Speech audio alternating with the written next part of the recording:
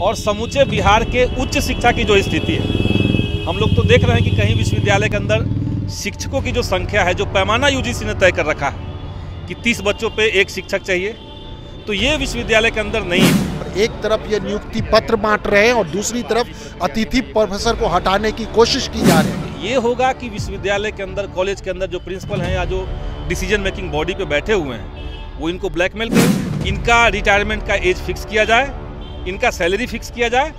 अब हम कहीं से परमानेंट जब लाएंगे तो इनको हटा देंगे, तब ये कहाँ जाएंगे? अगर उनको ये कर भी देते, एज लिमिट भी कर देते कि भाई हाँ आपको मैं 65 साल तक के लिए नियुक्ति कर, उसमें भी हम लोग खुश हैं कि भाई।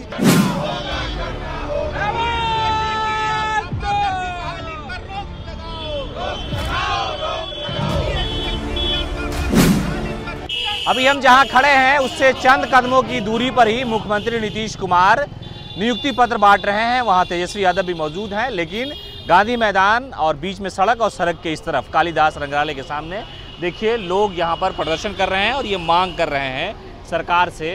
तो एक अजीब नज़ारा है कि आज ही गांधी मैदान में मुख्यमंत्री मौजूद हैं और उप मुख्यमंत्री भी वहां हैं और कह रहे हैं कि हमारी जो सरकार है वो लगातार नियुक्ति बांट रही है, दे रही है। आप देखिए संदीप सौरभ भी हैं जो विधायक हैं, आप देख सकते हैं, वो कह रहे हैं, क्या कुछ कह रहे हैं सुनते हैं। उस आधार पर सभी नियमावली को फॉलो करते हुए सरकार ने किया। अब पिछले 6 साल से 7 साल से ये लोग विश्वविद्यालयों के अंदर पढ़ा रहे हैं, सारी जिम्मेदारियां संभाल रहे हैं और समूचे बिहार के उच्च शिक्षा की जो स्थिति है, हम लोग तो देख रहे हैं कि कहीं विश्वविद्यालय के अंदर शिक्षकों की जो संख्या है, जो पैमाना यूजीसी ने तय कर रखा है कि 30 बच्चों पे एक शिक्षक चाहिए, तो ये विश्वविद्यालय के अंदर नहीं है। पहले से जो गेस्ट टीचर पढ़ा रहे हैं, जो सारे नियमावली को फॉलो करते हुए आए हैं, जिनके पास वो तमाम डिग्रियां हैं जो सरकार बहालियों के समय मांगती है, तो इनको सरकार सीधे सीधे समायोजित करें, इनका रिटायरमेंट का एज फिक्स किया जाए, इनका सैलरी फिक्स किया जाए। अब हम कहीं से परमानेंट जब लाएंगे तो इनको हटा देंगे, तब ये कहाँ जाएंगे? ये तो लंबे समय तक विश्वविद्यालय को पढ़ा रहे हैं और जब तक इनका सारी चीज़ें फिक्स नहीं होंगी, एज लिमिटेशन जब तक फिक्स नहीं होगा, तो ये होगा कि विश्वविद्यालय के अंदर, कॉलेज के अंदर जो प्रिंसिपल हैं या जो डिसीजन मेकिंग बॉडी पे बैठे हुए हैं, वो इनको ब्लैकमेल करेंगे। तो कॉलेज के अंदर, विश्वविद्यालय के अंदर जो डेमोक्रेसी है वो सुरक्षित रहे, इसके लिए गेस्ट टीचर के अंदर कॉन्फिडेंस आना, वो बच्चों को ठीक से पढ़ा सके, विश्वविद्यालय के अंदर ठीक से पढ़ाई लिखाई हो, इसके लिए उनके अंदर ये कॉन्फिडेंस आना कि हाँ हम पढ़ा रहे हैं, ऐसा नहीं कि हमको कल निकाल दिया जाएगा।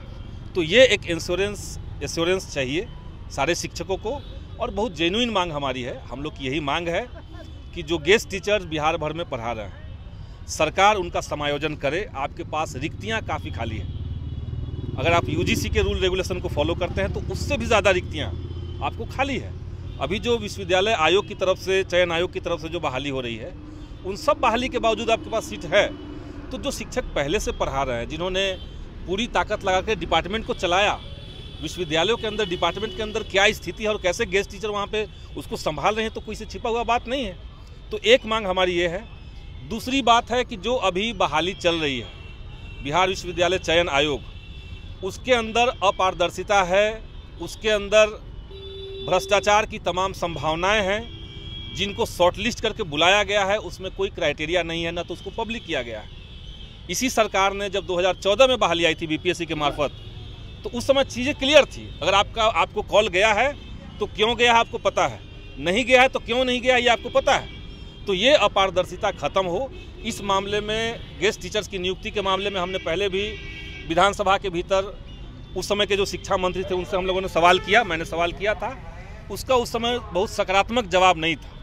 लेकिन आज बिहार के शिक्षक इकट्ठा हो गए हैं और इन तमाम लोगों की मांग दोबारा से सरकार के सामने रखने के लिए और उस मांग पर सरकार सकारात्मक सोचे, इसका तर्क देने के लिए हम लोग प्रतिबद्ध हैं। हम लोग करेंगे। सवाल ये है कि आज मुख्यमंत्री यहाँ पर नियुक्ति पत्र बांट रहे हैं, आप उस सरकार में शामिल हैं और यही जगह क्यों चुनी और यही दिन क्यों आपने चुन लिया? देखिए, अब हम ये दिन चुने या मुख्यमंत्री जी ने ये दिन चुन लिया, ये तो कोई जानता नहीं है। हमने तो ये दिन 1 सप्ताह पहले चुना, 1 सप्ताह पहले तो उनके कार्यक्रम की घोषणा नहीं हुई। तो कल जब लोगों को पता चला तो एक साइड में बहुत शांतिपूर्ण एक सिंबॉलिक प्रोटेस्ट हमारा है, हम तो कोई जाम नहीं करने जा रहे हैं। तो एक संदेश, हाँ, एक संदेश देना है तो संदेश तो देना ही ना है। हम लोग तो खड़ा ही हुए हैं कि हमारा संदेश जाए, हमारा जो मैसेज है वो सरकार के पास जाए कि गेस्ट टीचर के साथ अब और नाइंसाफ़ी ठीक नहीं है, इनके साथ इंसाफ हो, इनका हरासमेंट बंद हो। देख सकते हैं कि ठीक गांधी मैदान में जहां मुख्यमंत्री नीतीश कुमार अभी नियुक्ति पत्र बांट रहे हैं, एकदम चंद कदमों की दूरी पर, और यहां पर उन्हीं की पार्टी में यानी गठबंधन में शामिल संदीप सौरभ हैं और उनके साथ कई ऐसे लोग हैं जो अपनी मांग को लेकर के खड़े हुए हैं। क्या लगता है, आप ही की सरकार में गठबंधन में विधायक हैं और मुख्यमंत्री से मांग कर रहे हैं और ठीक गांधी मैदान के सामने। जी, मैं राजेश्वर पांडे।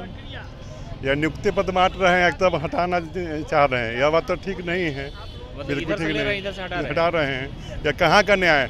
बिहार वासियों के लिए न्याय की बात नहीं, बिल्कुल अन्याय की बात, ऐसा नहीं होना चाहिए।